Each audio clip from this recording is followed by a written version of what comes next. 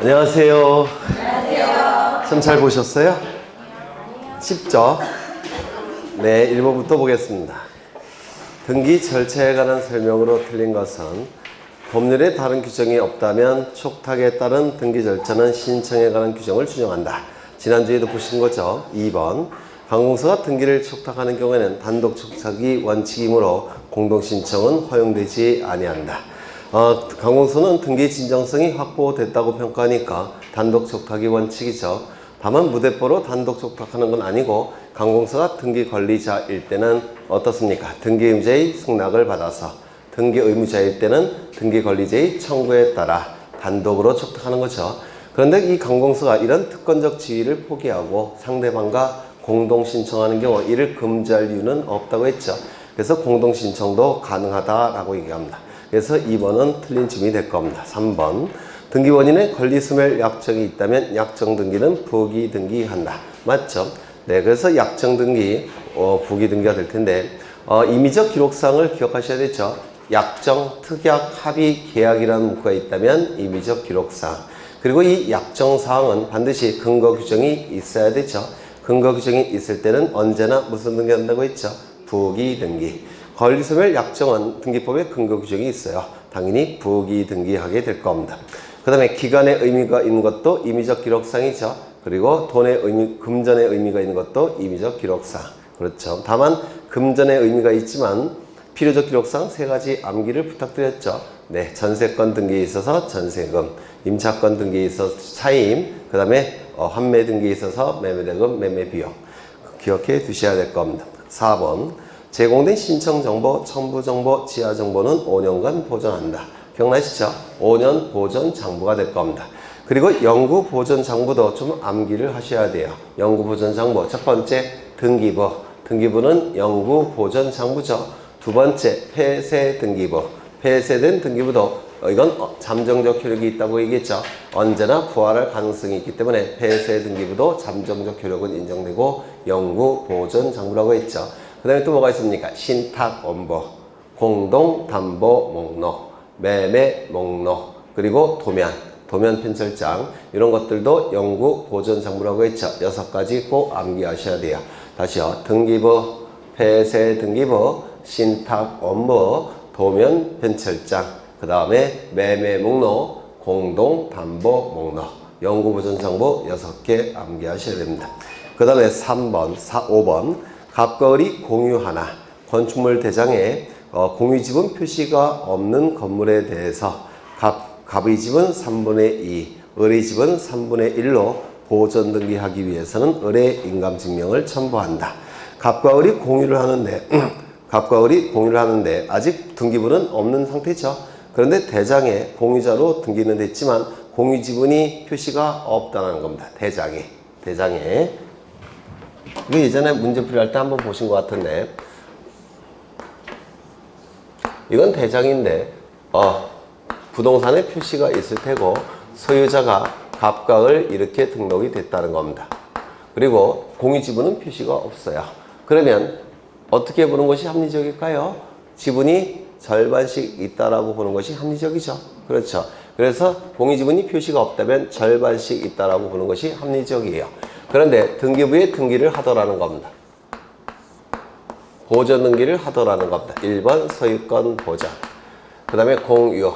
그 다음에 갑의 지분은 얼마로 등기합니까? 3분의 2. 그 다음에 을의 지분은 얼마로 등기합니까? 3분의 1. 그러면 이건 절반씩 보는 것이 합리적인데 이때 갑은 3분의 2로 등기하고 을은 3분의 1로 등기하더라는 겁니다. 그러면 이 갑은 지분이 늘어났죠. 추론컨대. 그렇죠. 그 다음에 을은 어떻습니까? 지분이 줄어들었죠. 그러면 이때 누구의 도장을 확인할 필요가 있습니까? 등기 신청 정보에 찍혀 있는 도장이 진짜 그 사람의 도장인지를 누구는 확인할 필요가 있습니까? 인감증명을 첨부할 필요가 있겠습니까? 네? 갑은 이익만 발생하니까 인감증명, 도장 확인할 필요가 없어요. 을은요? 도장 확인해 봐야 되겠죠? 진짜 을의 도장인지. 왜? 지분이 줄어들면서 등기가 되니까. 따라서 갑은 인감증명 첨부할 필요가 없지만 을은 인감증명을 첨부해야 된다는 게 등기 예규예요. 이거 좀 기억해 두십니다. 한번 기출됐던 지문이에요. 그렇죠. 그래서 이 지분은 맞는 지분이 될 겁니다. 갑은 지분이 늘어나는 자니까 신청서에 찍혀있는 도장이, 보존등기 신청서에 찍혀있는 도장이 그 사람의 도장인지를 구태여 등기관이 확인할 필요가 없습니다. 그런데 을은 지분이 줄어들고 있죠. 그래서 도장을 등기관이 확인해야 되겠다는 겁니다. 그래서 갑은 인감증명 첨부할 필요는 없지만 을은 인감증명을 첨부해야 되더라는 겁니다. 그래서 정답은 2번이 될 테고 2번 등기제도에 관한 설명으로 옳지 않은 것은 1번 등기기록에 기록되어 있는 사람은 누구든지 열람을 청구할 수 있다. 맞죠? 네.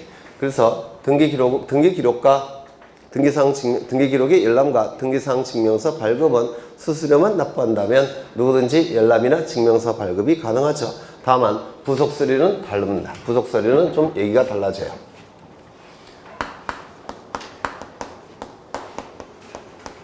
이 부속서류는 열람은 원칙은 허용되지 않습니다. 부속서류는 열람이 허용되지 않아요. 다만 예외적으로 이해관계 있는 사람은 자신에게 이해관계가 있다는 것을 증명해서 열람을 신청할 수가 있습니다. 요거 열람은 등기부 말고요. 부속서류, 신청서, 첨부서류 이런 것들 얘기하는 겁니다. 다만 등기사항 증명서 발급은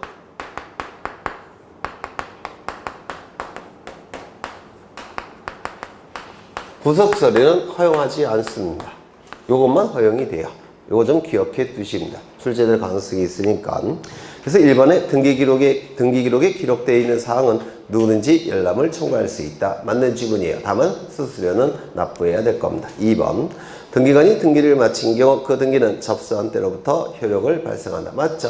저장 시점이 접수 시점이고 접수 시점이 등기의 효력 발생 시점이죠. 등기 효력 발생 시점이 원칙은 물권 변동 시점이 될 테고 3번 전세권의 존속기간이 만료된 경우 전세금 반환 채권의 일부 양도를 원인으로 한 전세권 일부 이전 등이 가능합니까? 이거 설명 안 드려도 될까요? 아니면 설명 드려야 될까요? 안 해도 되죠. 워낙 많이 했으니까. 그렇죠. 그런데 존속기간이 만료된 경우 용의물권성이 소멸되는 경우에는 이 전세금 반환 채권을 다른 자에게 양도할 수 있다고 했죠. 그때 전세권 이전 등기도 한다라고 했습니다. 그럼 용의물권성이 소멸되는 경우는 존속기간 만료도 있지만 또 뭐도 있습니까? 근데 네 가지를 언급했었는데 해야 될 것 같아요. 네. 요즘은 등기법이 어렵게 출제돼서 좀 기억해 두셔야 합니다. 갑은 이 부동산에 대해서 을에게 전세권을 설정해 줍니다. 전세권이 설정되기 위해서는 전세권 설정 계약이 있어야 되고 또 뭐가 있어야 되죠?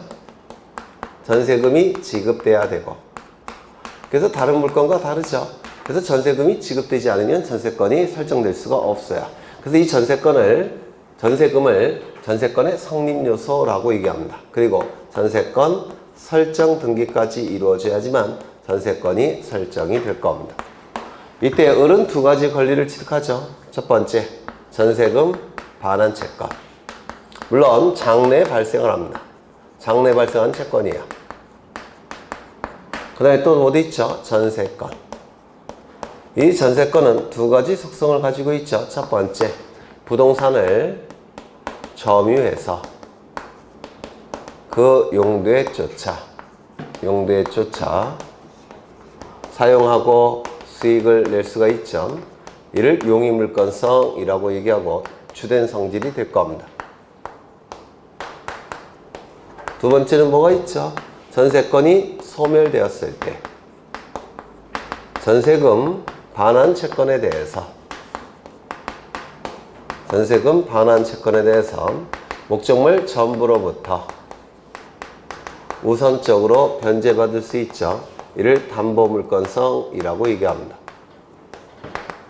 그런데 이때 이 전세금 반환 채권을 전세권과 분리해서 다른 자에게 양도할 수 있느냐? 양도는 허용되지 않는다라고 했습니다. 그 이유는 전세금 때문에 그래요. 이 전세금은 두 가지 기능을 수행하는데 첫 번째, 차임의 변칙적 지급 방법이라고 했죠. 차임의 변칙적 지급 방법이라고 얘기합니다. 두 번째는 뭐였습니까? 손해배상 채권을 담보한다 라고 했습니다.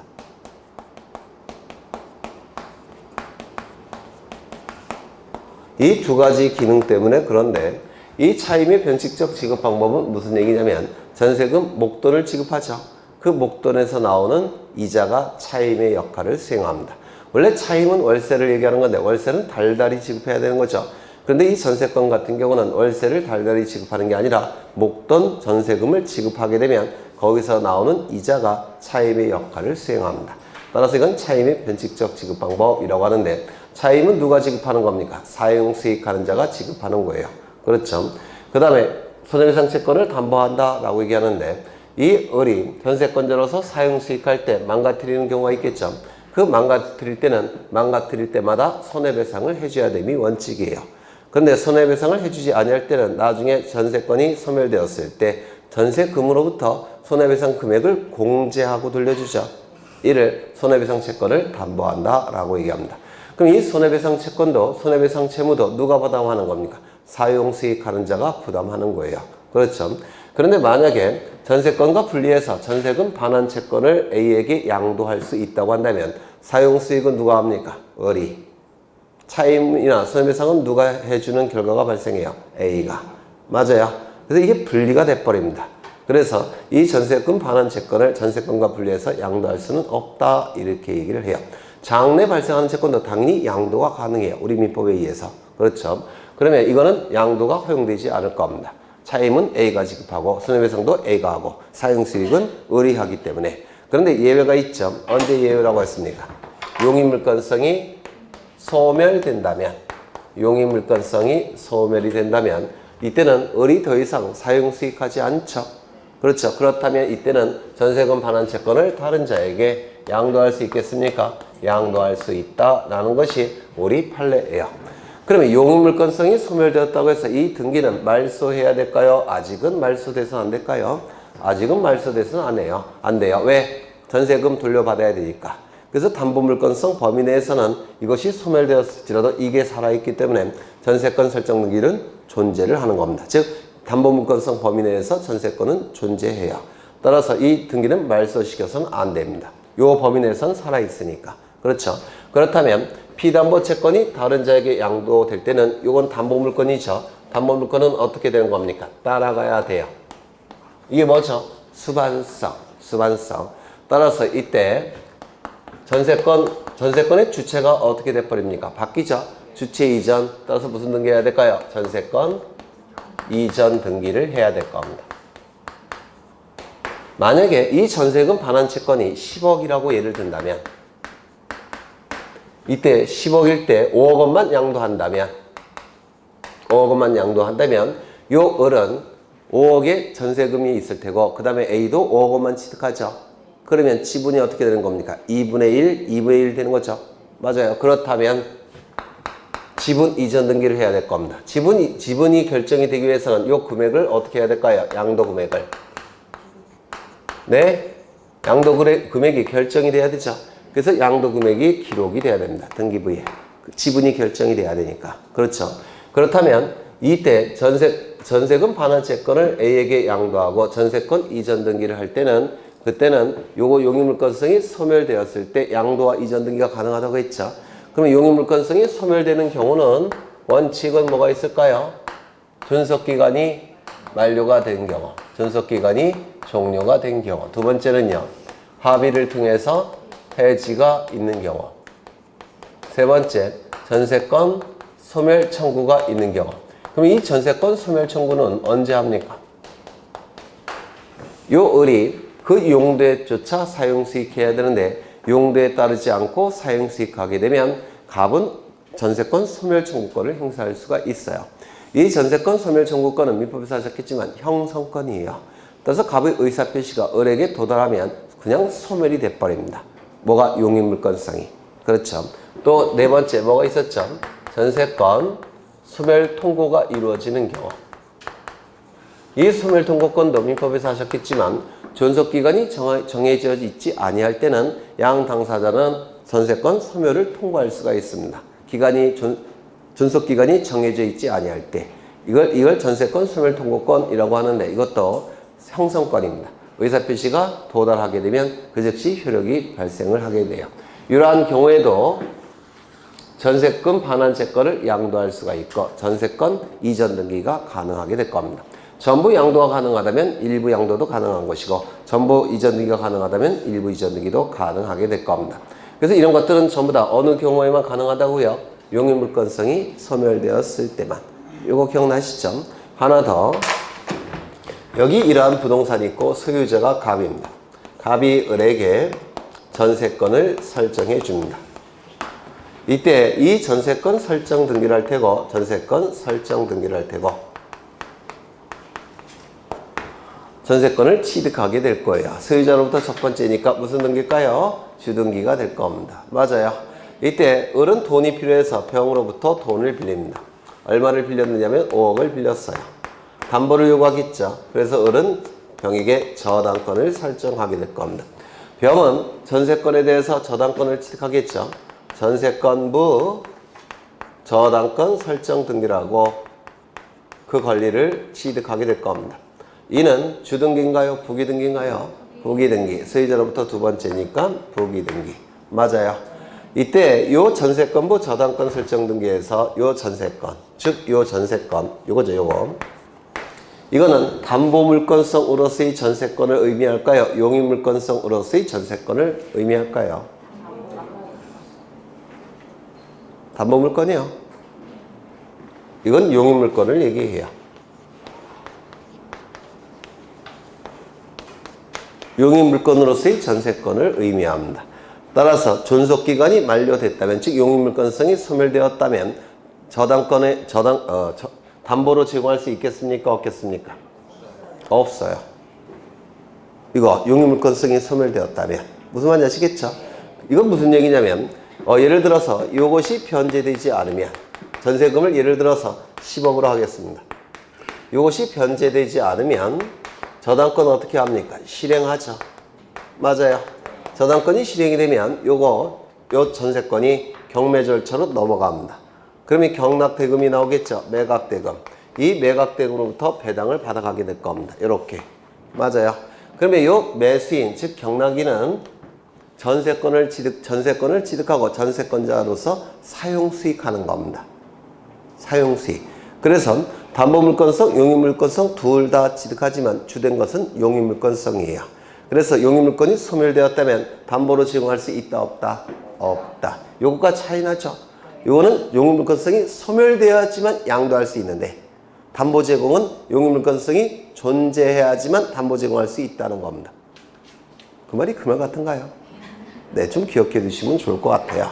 그러면 지문을 다시 보시면 전세권의 존속기간이 만료된 경우 전세금 반환 채권의 일부 양도를 원인으로 하는 전세권 일부 이전 등기도 가능하다. 양도 가액은 기록해야 되겠죠. 지분이 결정돼야 되니까. 그 다음에 4번 승소한 등기 권리자가 말소 등기를 신청하는 경우에는 등기상 이해관계 내 승낙서는 등기소에 제공하지 아니한다. 굉장히 중요한 지분인데 맞았습니까? 틀렸습니까? 틀렸어요. 제공해야 됩니까? 네. 제공해야 되죠. 네.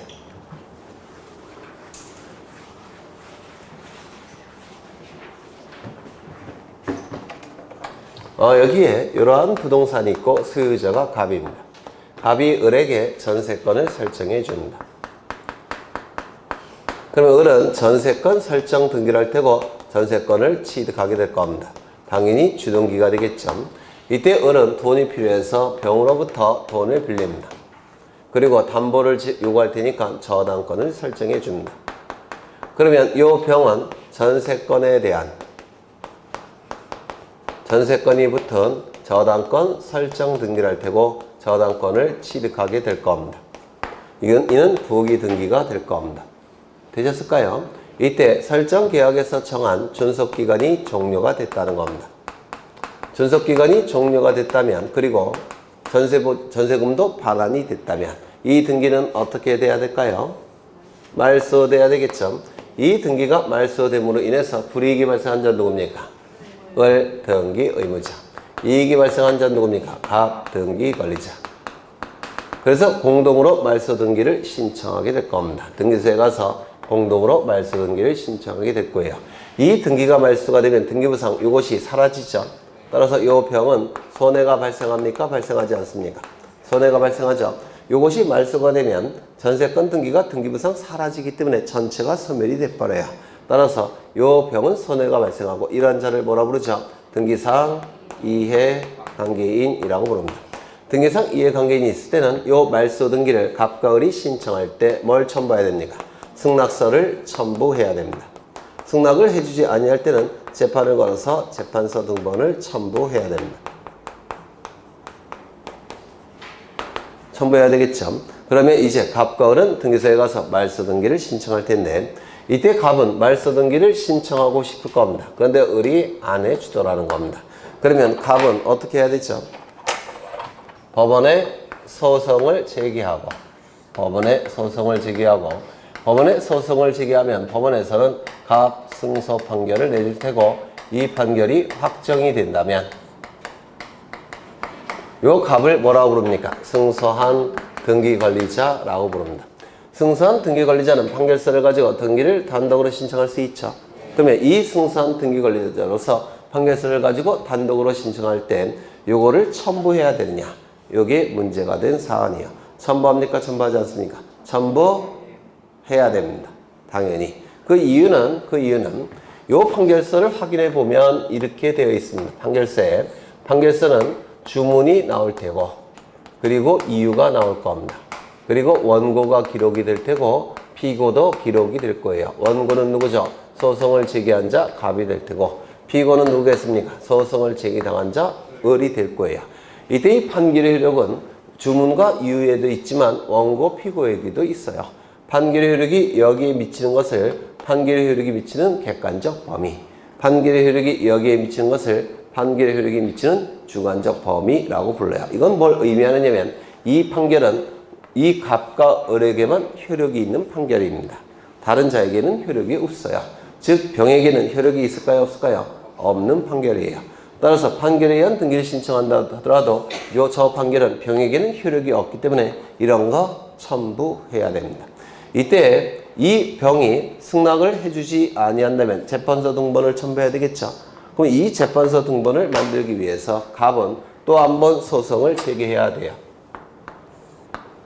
그러면 소송을 또 한 번 제기하면 이제 이것도 주문이 나올 테고 그리고 이유가 나올 테고 원고도 기록이 될 테고 피고도 기록이 될 겁니다. 원고는 누구죠? 갑. 피고는 누구죠? 병. 그래서 이 판결은 원고 피고에게만 효력이 있어요. 그래서 이 병도 승낙을 해주지 아니할 때는 을도 신청해주지 않고 병도 승낙을 해주지 아니할 때는 갑은 판결서를 가지고 등기 신청할 때 몇 장을 판결서를 제출해야 됩니까? 2장. 이거 이해가 되셔요? 네, 좀 기억해 두셔야 될 아주 중요한 지문이에요.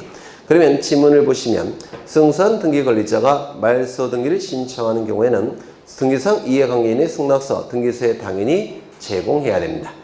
승낙서를 만들어주지 않으면 재판을 걸어서 재판서 등본도 당연히 첨부해야 됩니다. 그래서 틀린 지문이 될 테고 5번 등기부와 등기부의 부속서류는 전쟁, 천재지변 그 밖에 이에 준하는 사태를 피하기 위한 경우 외에는 등기소 밖으로 옮기지 못한다. 이거 맞았습니까? 틀렸습니까? 맞았죠? 네, 이거 좀 기억해 두셔야 돼요. 이것도 이러한 표를 그린 적이 있어요. 이러한 표를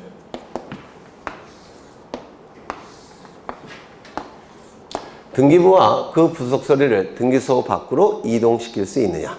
등기소 밖으로 이동시킬 수 있느냐? 둘로 나눠서 판단하는데 첫 번째 등기부와 그 부속서류 그 다음에 신청서 기타 부속서류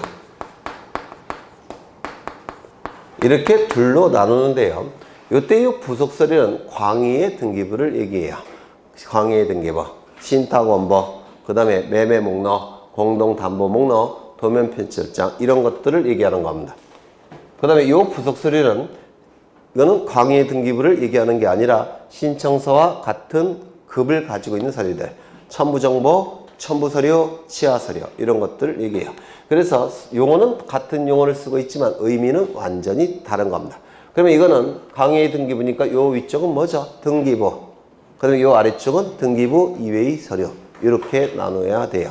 그러면 첫 번째, 등기소 밖으로 이동시킬 수 있느냐? 첫 번째, 전쟁이나 천재지변이 발생했다면 더욱더 안전한 장소로 옮겨야 되겠죠? 이거 이동시켜야 될 테고 이것도 이동시켜야 됩니다. 두 번째, 법원에 명령이나 촉탁이 있을 때 법정으로 가지고 올 수 있느냐? 등기소 밖으로 이동시켜서 법정으로 갖고 올 수 있느냐? 요 등기부는 부동산 권리에 관한 내용이 들어가 있죠. 부동산 권리에 관한 내용은 재산권이라고 해요. 재산권은 기본권입니다. 그럼 기본권과 관련되어 있기 때문에 이때는 일개 법원의 명령 촉탁 갖고는 등기소 밖으로 이동시킬 수가 없어요. 기본권과 관련되어 있기 때문에 기본권을 제한하는 것은 반드시 국회가 만든 법률이 있어야 돼요. 그래서 이 등기부를 등기소 밖으로 이동시키기 위해서는 굳이 이동시키기 위해서는 천재지변이 아닐 때는 그때는 국회에서 만든 법률이 필요합니다. 일개 법원의 명령 촉탁 갖고는 이동시킬 수가 없습니다. 이건 등기부는 아니죠. 이건 이동시킬 수가 있습니다. 그 다음에 세 번째, 검사의 압수수색 영장을 통해서, 물론 이 압수수색 영장은 법관이 발부한 영장이 될 겁니다. 검찰청으로 이동시킬 수가 있느냐? 검사의 압수수색 영장을 통해서 검찰청으로 이동시킬 수가 있느냐? 이건 법원도 안 되니까 검사는 당연히 안 되겠죠. 이건 됩니다. 그래서 이 정도는 좀 외워두셔도 좋을 것 같아요. 그러면 5번을 보시면 등기부와 등기부의 부속 수리는 전쟁이나 천재지변 그 밖에 이에 준하는 사태를 피하기 위한 경우 이외에는 등기소 밖으로 옮기지 못한다. 맞는 질문이 되겠죠. 3번 거민계약서에 관한 설명 중 옳지 않은 것은, 이 거민계약서도 출제가 되겠죠. 거민계약서 언제 등기소에 제공합니까? 요건이 충족이 될 때 제공하죠. 첫 번째, 언제입니까? 첫 번째, 등기원인이 뭐일 때? 계약일 때. 등기원인이 계약일 때. 두 번째, 등기의 목적이 무엇일 때? 소유권 이전 등기를 목적으로 할 때. 세 번째, 부동산에 관하여. 이 부동산은 토지와 건물을 얘기할 겁니다. 네 번째, 실체관계와 부합하는 등기를 위해서.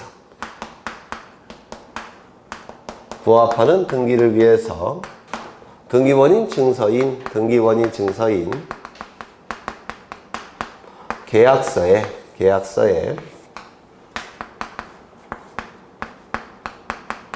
관할관청에 사각형 직인을 찍은 것이 거민계약서이죠. 네, 관할관청에 사각형 거민이라고 찍은 계약서, 이를 거민계약서라고 얘기합니다.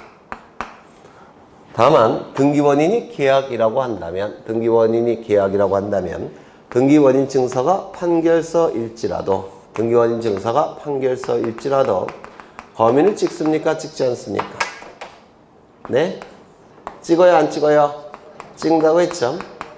등기원인이 계약이라고 한다면 등기원인 증서가 판결서일지라도 거민을 찍는다고 했습니다. 이 거민은 형식적 요건의 구비 여부만을 판단한다고 했죠. 형식적 요건의 구비 여부만을 판단합니다. 형식적으로만 심사한다라는 뜻이 될 거예요. 그렇다면 등기원인이 계약이 아니라고 한다면 거민계약서 작성합니까? 안 합니까? 안 하죠. 법률 규정에 의한 물권 취득 또는 단독행위에 의한 물권 취득일 때는 당연히 거민계약서 첨부하지 않을 겁니다. 두 번째, 소유권 이전 등기가 아닌 다른 등기를 신청할 때 거민계약서 작성합니까? 안 할 거예요. 소유권 이전의 가등기, 지상권 등기, 전세권 등기 이러한 등기를 신청할 때는 거민계약서 작성하지 않을 겁니다. 그 다음에 부동산이 아니라고 한다면 당연히 거민계약서 작성하지 않겠죠. 토지나 건물에 관한 등기가 아니라면 거민계약서 작성하지 않을 겁니다. 선박등기, 임목등기 또는 공장, 재단 등기 이러한 등기를 신청할 때는 거민계약서 작성하지 않을 겁니다. 실체관계와 부합하는 등기를 위해서 거민계약서를 작성합니다. 따라서 국가나 지방자치단체가 당사자 일방이라고 한다면 실체관계와 당연히 부합할 때니까 거민계약서 작성하지 않을 겁니다. 이게 거민계약서 작성의 요건인데 이 요건 안에는 건물의 준공 여부는 있습니까? 없습니까? 건물의 준공 여부는 없어요. 이거는 거민의 요건이 아닙니다. 또한 등기부 존재 여부도 거민의 요건일까요? 아닐까요? 이것도 거민의 요건이 아닙니다. 따라서 준공이 되기 전에도, 즉 건물이 완성되기 전에도 또는 등기부가 존재하기 전에도 이 요건을 충족한다면 거민계약서 작성을 해야 될 겁니다. 그러면 1번을 보시면 거민 신청을 할 수 있는 자는 계약의 당사자 중 1인이나 그 원인을 그 위임을 받은 자, 계약서를 작성한 변호사, 법무사, 중개업자이다. 맞았을까요? 틀렸을까요? 맞죠? 이거 외워두셔야 돼요. 두 번째, 계약서의 거민은 부동산 소재지를 관할하는 시장, 군수, 구청장 또는 그 권한의 위임을 받은 자가 한다. 이것도 외워두셔야 될 거예요. 3번, 거민 신청을 받은 시장 등은 계약서 또는 판결서 등의 형식적 요건의 구비 여부만을 확인하고, 이거 좀 기억하셔야 돼요. 형식적 요건의 구비 여부만을 확인하고 그 기재에 흠결이 없다고 인정할 때는 거민을 헤어 교부한다. 맞겠죠? 토지거래 허가지역에 있어서 토지거래 허가증을 교부받은 경우에는 거민을 받은 것으로 보므로 계약서에 거민을 받을 필요가 없다. 맞습니까? 허가권자와 거민권자가 일치해요. 그리고 허가서가 거민보다는 좀 더 중요한 서류이기 때문에 허가를 받았다면 거민계약서 작성할 이유가 없다는 겁니다. 그러면 이 경우는 어떨까요? 이건 갑소유 토지고, 그 다음에 여기에 건물도 있는데 갑소유 건물입니다. 이 갑이 건물과 토지를 다른 자에게 넘기고자 합니다. 그러면 이 토지가 만약에 토지거래 허가구역이라고 한다면, 허가구역에 있는 토지라고 한다면 이 갑이 을에게 소유권 이전 등기를 통해서 넘길 때 허가서 첨부해야 되겠습니까? 허가서 첨부해야 되겠죠? 허가서를 첨부할 테니까 거민은 받을 필요가 있습니까? 없습니까? 없어요. 맞아요. 그런데 여기 허가서 첨부합니까? 안 합니까? 거민은? 이 건물은? 토지 거래 허가구역이죠. 토지 거래 허가구역. 그럼 건물은 허가를 받아요? 안 받아요? 안 받죠. 그럼 건물은 허가를 받지 않으니까 허가서가 없을 테니까 거민을 별도로 받아야 됩니까? 받아야 될까요? 받을 필요가 없을까요? 네, 논리적으로 본다면 받아야 되겠죠. 논리적으로 본다면 거민은 토지와 건물 둘 다 해당이 돼요. 건물, 토지. 그런데 토지거래 허가서는 토지에만 해당이 되죠. 그래서 토지만 허가를 받았을 겁니다. 그러면 건물은 허가가 없어요. 당연히. 그러면 허가가 없으니까 당연히 거민을 받아야 되느냐. 요게 문제가 되는데 이때 거민을 받지 않습니다. 그 이유는 요 허가서 안에는 건물에 관한 내용도 들어가 있습니다. 그리고 토지에 관한 내용도 들어가 있고, 그래서 토지에 대해서 허가 여부를 결정하면서 건물도 같이 심사합니다.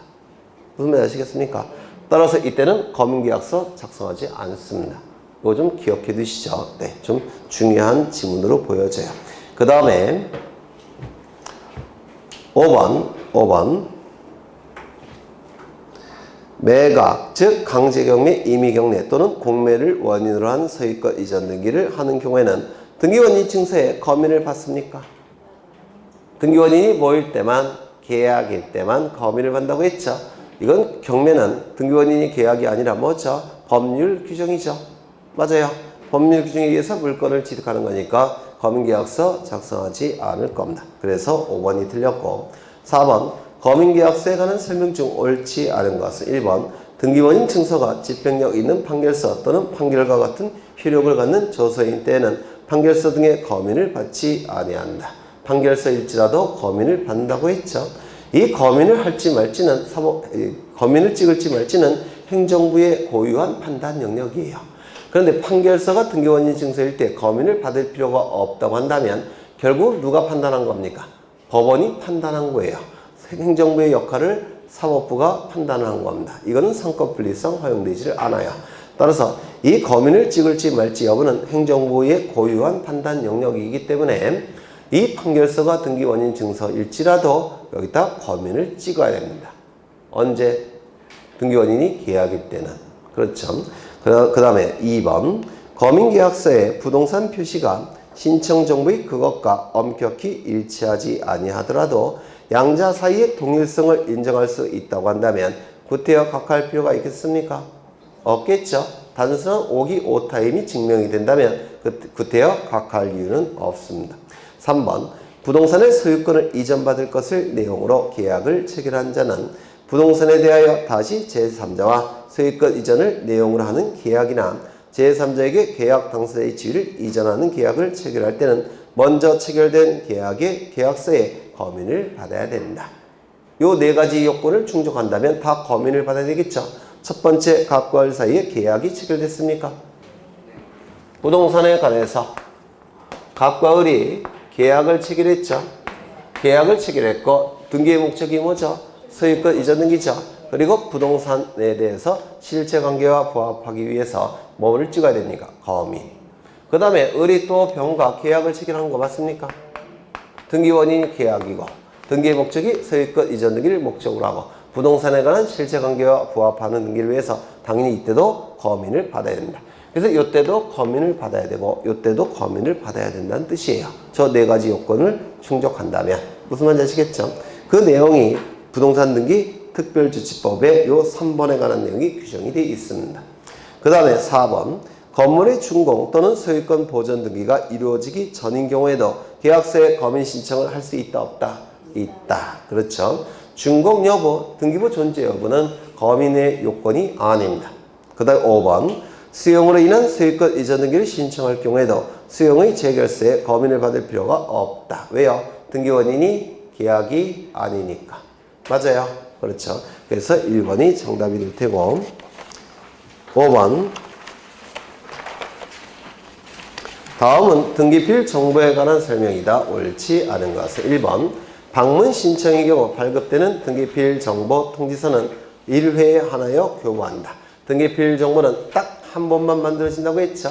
두 번 만들어지는 경우는 없습니다. 2번 등기필 정보는 일련 번호와 비밀번호로 구성하며 일련 번호는 영문 또는 아라비아 숫자를 조합한 12개로 구성하고 비밀번호는 총 50개가 부여된다. 맞습니까? 맞죠? 네, 여러분 강조한 겁니다. 외우시라고. 3번 채권자 대위에 의한 등기 신청의 경우에는 등기 명인을 위한 등기필 정보는 작성합니까? 안 합니까? 안 하죠. 왜요? 등기 신청인과 등기부에 기록되는 자가 다른 사람이니까. 맞아요. 이때는 신청인에게 뭘 통지하죠? 등기완료 통지. 그 다음에 등기명인에게 뭘 통지하죠? 등기완료 통지. 기억나셔요? 그래서 채권자 대위 신청의 경우에는 채권자 신청인인 채권자에게도 등기완료 통지를 하고 등기명인이 되는 등기부자에게도 등기완료 통지한다고 했는데 기억나셔요? 안 나셔요? 안 나시면 해야 되는데 안 해도 될까요? 네. 그 다음에 3번 4번 등기관의 직권에 의한 보존등기의 경우에는 등기명인을 위한 등기필 정보가 작성되어야 한대요. 안 되죠. 신청인이 없기 때문에 등기필 정보는 작성되지 않는다고 했죠. 다만 등기부에 이름이 올라가는 등기명인을 위해서 무엇은 작성해서 통지한다고 했습니까? 등기완료 통지. 그렇죠. 그 다음에 5번 승소한 등기문제의 신청에 의한 등기의 경우에는 등기명인을 위한 등기필 정보 작성합니까? 안 하죠. 이것도 신청인과 등기부에 이름이 올라가는 자가 다르죠.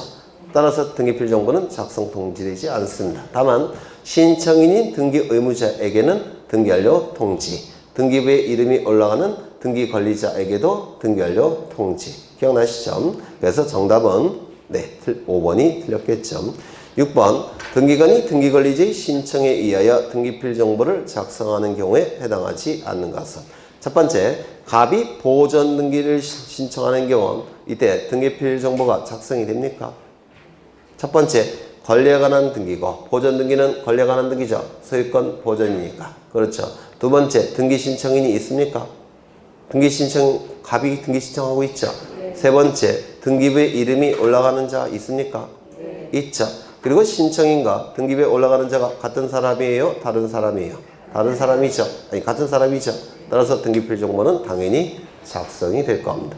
두 번째, 갑이 저당권 설정 등기에 말소 등기를 신청하는 경우 먼저 권리에 관한 등기 맞겠죠?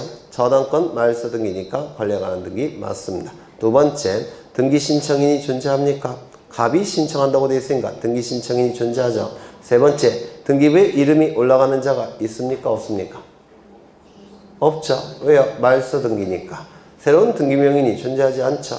따라서 등기필 정보 작성될까요? 안 될까요? 안 되겠죠. 3번.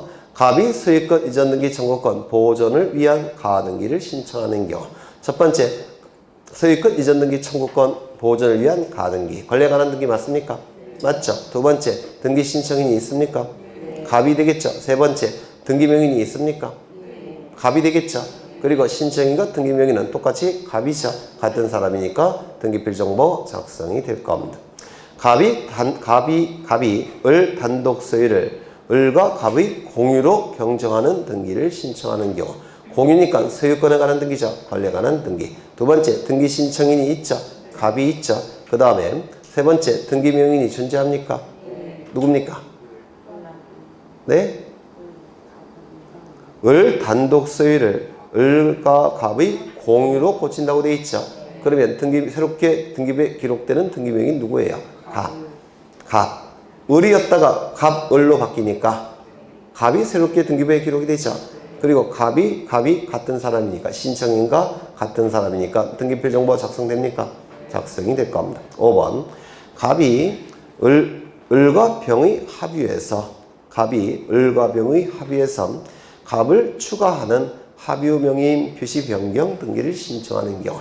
합의니까 권리에 관한 등기 맞죠. 그리고 등기 신청인은 갑이겠죠. 근데 새롭게 등기부에 기록되는 자는 있습니까? 갑이겠죠. 을과 병의 합의에서 갑, 을, 병의 합의로 됐으니까 그 다음에 갑이 등기부에 새롭게 기록되죠. 그리고 그자가 신청했죠. 등기필 정보는 작성이 될 겁니다. 정답은 2번. 7번. 등기문제의 권리에 관한 등기필 정보에 관한 설명으로 틀린 것은 1번. 소유권 이전 등기를 신청하는 등기필 정보를 통지받은 자가 그 소유권을 양도하기 위하여 이전 등기를 신청할 경우 등기필 정보를 등기소에 제공한다. 공동 신청의 경우 등기문자가 등기소에 제공하는 게 뭡니까? 등기필 정보. 그렇죠.